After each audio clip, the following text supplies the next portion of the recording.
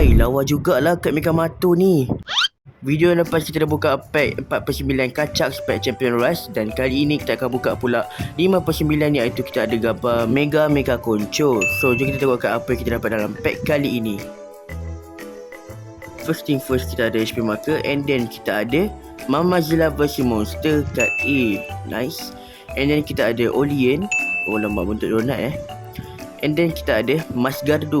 Mas, tolong Mas. Okay, next kita ada Kat Awesome Air. Mantap. Next kita ada kat A, Yaya Huyo. Yaya pun dapat kat A Dan kat Holo kita ada kat A, Mega Koncho. Okay, nice. Lawa jugalah Megamato ni kan. Memang mantap lah.